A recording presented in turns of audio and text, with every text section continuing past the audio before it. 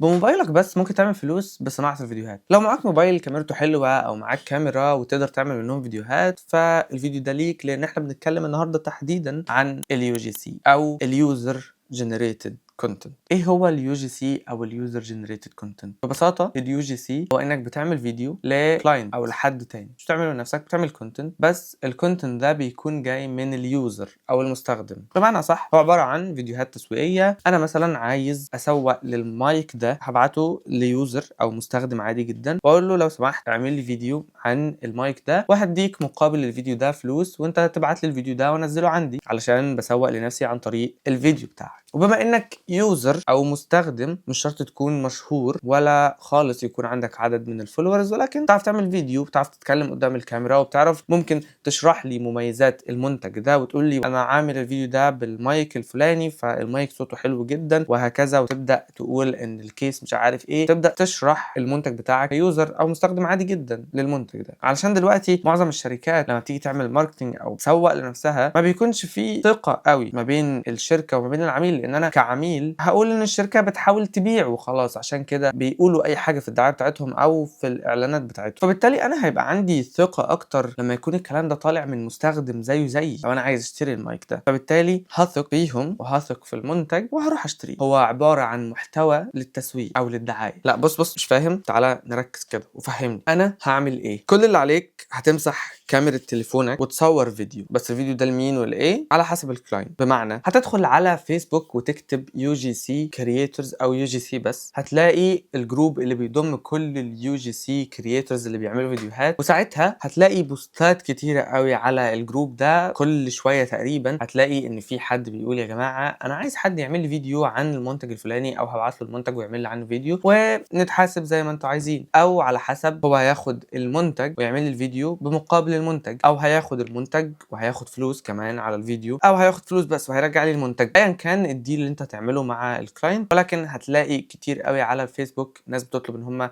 عايزين حد يعمل فيديو. جميل، الفيديو ده انا هعمله ازاي؟ لو انت لسه بتبدأ فلازم تخش انت تعرف الناس ان انت بتعمل النوع ده من المحتوى او بتعمل النوع ده من الشغل. يا جماعه انا بعرف اعمل فيديوهات، فلو حد حابب ان هو يعرض منتج فبالتالي يجيبهولي، فبالتالي لو حد عايز يعمل فيديو فانا موجود، ويبدا يعرض على الناس ان هو عايز يعمل الشغل ده. وللعلم الطريقه دي من المحتوى او الUGC انتشار كبير جدا، لدرجه ان دلوقتي في شركات بتاعت UGC عباره عن صناع محتوى كتير يقدروا يعملوا فيديوهات، ولكن هم مش مشاهير، ولكن هم عندهم القدرة ان هم ممكن يكتبوا سكريبت لو هم عايزين يتكلموا في سكريبت مكتوب، او يقدروا ان هم يصوروا او يمنتجوا، او عندهم قدرة الكلام قدام الكاميرا. وطول ما انت عندك قدرة انك تتكلم قدام الكاميرا وما تخافش، فانت تقريبا فتحت الفيديو الصح، علشان الفيديو ده هيتعرض على ناس كتير. ممكن يبقى في السوق المصري او في السوق الصيني او في السوق الاجنبي، ايا كان الشخص اللي انا بستهدف ان هو يشوف الفيديو ده. فانت الفيديو بتاعك بعد ما تسلمه للعميل مش هتقدر تتحكم فيه، خلاص انا عملت فيديو مقابل فلوس، فهو هياخد الفيديو ده وينزله في اي حته، وفي الغالب بيكون على السوشيال ميديا، ما تقلقش، بيكون على فيسبوك، انستجرام، تويتر، يوتيوب، اي حاجه من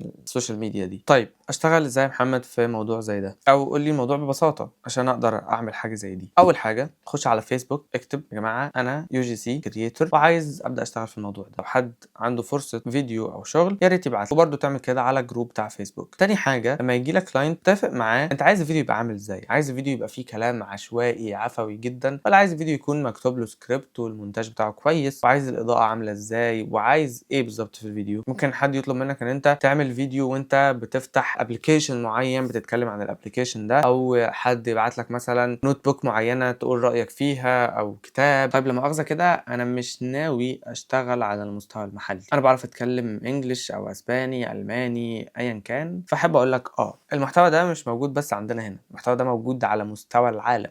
لو انت عايز تشتغل مع ناس اجانب وتقبض بالدولار، ابشر هتقبض بالدولار. فممكن تخش على كل مواقع الفريلانسنج وهتقدر توصل لعملاء. يستحسن ان انت يكون معاك بورتفوليو او بتعمل كام فيديو كده، تكون حتى بتعملهم بشكل فيك، ان انت عندك منتج معين بتتكلم عنه على اساس ان انت عملت المنتج ده، عملت اعلان يعني المنتج ده او فيديو للحاجه الفلانيه دي، از ان انت كرييتور تعمل الفيديوهات دي، تبدا تعرضها عليهم علشان يعجبهم شغلك. وببساطه كل الشركات دلوقتي محتاجه يو جي سي كرييتورز. يعني دلوقتي ممكن تشتغل مع شركه براتب شهري ثابت على حسب الفيديوهات اللي انت هتعملها علشان تعمل لهم فيديو، عشان تعمل لهم كونتنت. يعني بتبقى لوكال براندز مثلا او شركات لسه ستارت ابس بتبدا، فهو محتاج ان هو ينزل كونتنت على السوشيال ميديا، لكن انا مش عارف انزل كونتنت، فبالتالي انا كصاحب شركه هجيب كذا حد او حد واحد يمسك لي السوشيال ميديا، يعمل لي فيديوهات، يعمل لي ريلز، ماسك لي جانب الاعلامي والاعلاني بتاع الجانب ده. بالتالي انا محتاج كرييتور ان هو يطلع ويظهر للناس، يتكلم عن المميزات الجديده بتاعه الشركه، المميزات بتاعه المنتجات، ازاي بنبيع، ايه الوسائل الامان بتاعتنا. كل الكلام ده في ناس كتير قوي محتاجاه. مش كل الناس بتعرف تعمل كونتنت، مش كل الناس تقدر تواجه الكاميرا، ومش كل الناس تقدر تمنتج، ومش كل الناس عندها قدره ان هم يتكلموا قدام الكاميرا وما يكونش فارق معاهم الفيديو ده هيوصل لمين ومين هيشوفه ومين هيتكلم ومين هيعلق. فبالتالي انت عندك الفرصه دي. لو انت تقدر تصور فيديو، تقدر ان انت تمنتج، تقدر ان انت تظبط اضاءه ولو بسيطه، تعمل فيديو، فموضوع جدا بسيط جدا. ممكن الفيديو يبقى ب1000 جنيه، وشوف انت ممكن تعمل كام فيديو.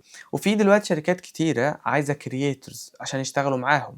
هو بيجيله كلاينتس كتير جدا، هو عايز ناس تعمل فيديوهات، فبالتالي الشركه طبعا بتاخد نسبه وبتديك انت فلوسك. بس كده، ده كل حاجه عن اليو جي سي وباختصار شديد.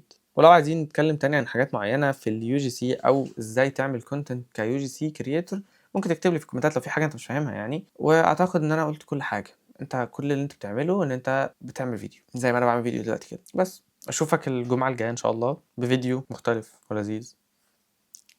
سلام.